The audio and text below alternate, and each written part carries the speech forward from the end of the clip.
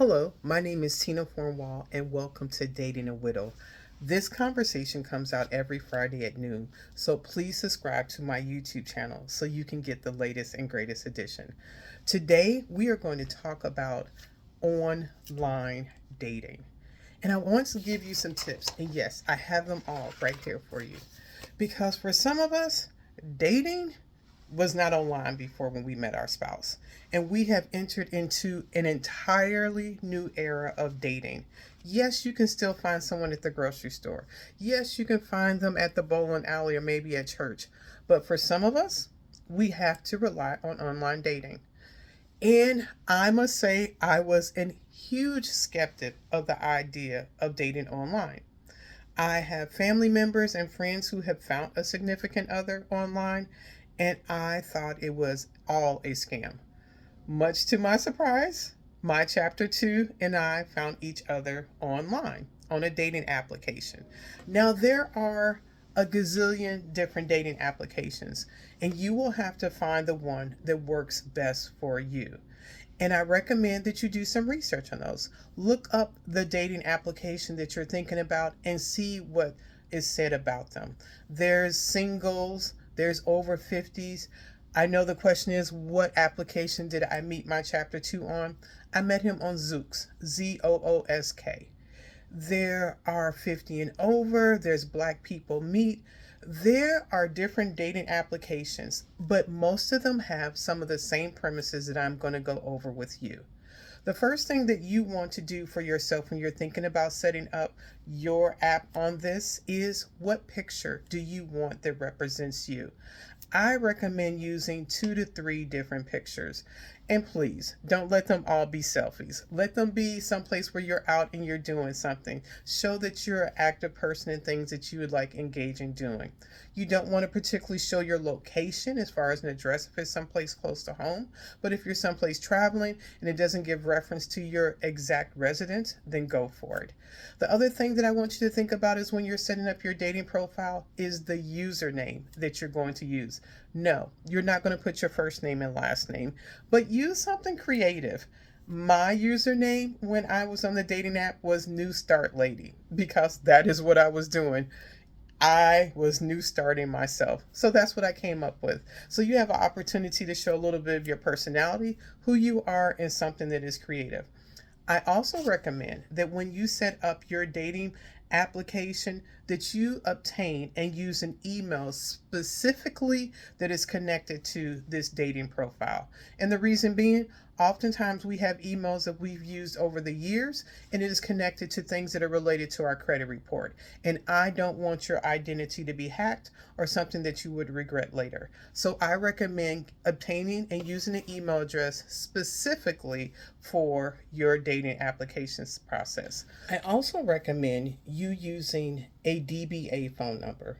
And what is that? Go onto your phone, wherever you obtain your applications, and look for an app that will allow you to use your phone but a different phone number. Going back to the same premise of the email, I want you to protect your personal identity because those things are important.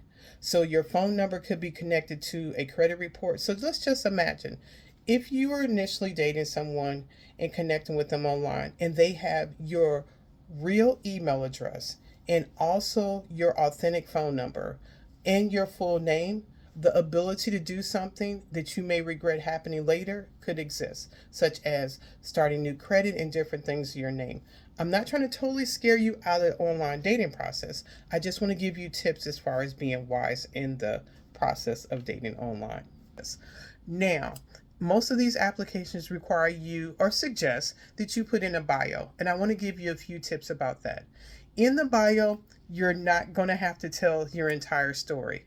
I do recommend sharing something about your hobbies, your points of interest, what book you may have read lately, what movie you've seen, maybe what type of exercises that you like doing, hiking, or things of that nature. But don't put everything in there about yourself. Leave something for them to find out about you and learn about you as the relationship goes along. The other thing that you will find common in most of these dating applications, they will give you space to write something down about the type of person that you're interested in connecting with.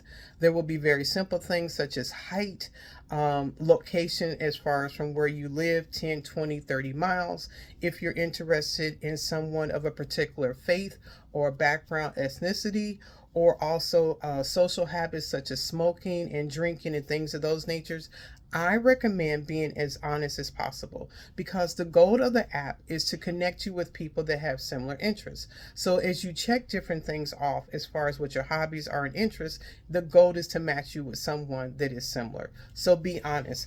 But there are also parts in the application that will give you space to talk about the person that you want to connect with. I recommend giving some information, but not the full detail. And the reason being, sometimes people will show up and present themselves to totally match everything that you have listed. Just like I recommend you giving space for the person getting to know you, also give space to get to know them. So they can be exactly who they are and you find out if it's a good connection. The goal of the online dating is eventually to meet them in person. A few tips that I want to give you about meeting somebody in person. Be sure that you have their full name. And once you have their full name, do some casual researching online. Not that you have to invest money, but you can just research their name. They may have other social media accounts and see that they show up the same way that they're representing themselves.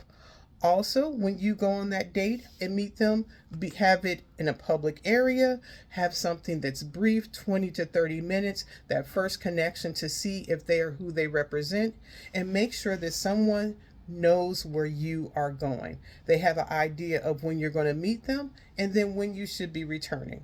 The other thing that I want to talk about is what we often hear as a concept of red flags, someone that is catfishing, something that can be a fraud. And I want to go over a few things that I think are going to be very important to you. One, you want to pay attention if someone starts to love bombing you. And what is love bombing? That is when someone comes on overly the top and they are saying how beautiful you are, how wonderful it is to talk with you, that you are the most important person in their entire life, how they want to spend their entire life with you, and you have been texting them for one day. Love bombing, red flag, swipe left. If they are asking for money, not something someone should be doing. If they feel like overall they are just moving too quickly in this concept, be concerned. If they're inconsistent in their texting, one day they're upset, one day they're happy, one day they're here and they're there and they're all over the place, be concerned about that. If their profile does not have a picture, if the idea is to get to know someone, then you generally start with what attracts us with the eye. So they should have a profile picture. If they do not have a bio, if they continually make excuses about why you cannot meet them in person, you should be able to video chat this person at some point in time, be able to see that they are authentically who they are. If they make overly sexual remarks, if in the very beginning of texting you, they start pushing boundaries that make you feel uncomfortable, if they seem to lie a lot, if they seem extremely too eager in this process, if they start sending you sexual pictures that make you uncomfortable, going back to the love bombing, if they feel like they're in love with you and they've only met you online and have never interacted with you in person, if they only have one picture on their profile or their picture appears to be a stock picture and something not authentic. Those are some really good helpful tips as far as in the online dating process.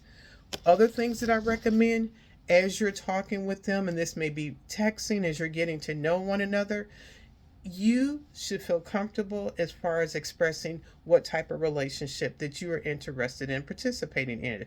If you're just at the place that you want somebody to be a friend, you're looking for a travel partner, if you're looking for intimacy, if you're looking for something that's going to take place over time as you evolve and get to know each other, you should feel comfortable being able to talk about that. Also, pay attention more to what people do than what they say. Pay attention and observe their behaviors, how they interact. And also, don't feel obligated to stick around if it's not working for you. I look at dating as a job application.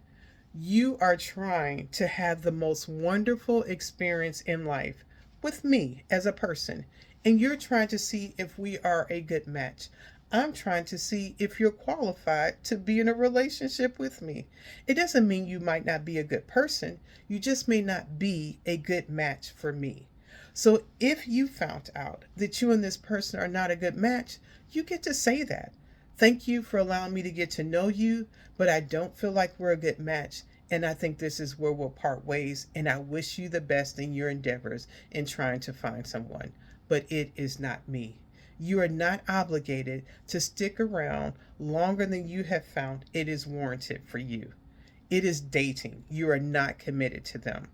Another thing that I want to give you a little bit of advice about, you are dating now because your spouse is now deceased.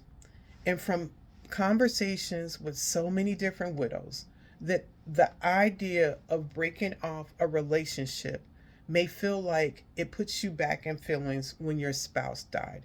I have also heard that when you break up, it seems so difficult compared to what it was like before you were married. I'm saying that because I want you to be prepared if you feel that level of heightened emotion when you decide that this relationship doesn't work. Or maybe they've decided that you're not a good match.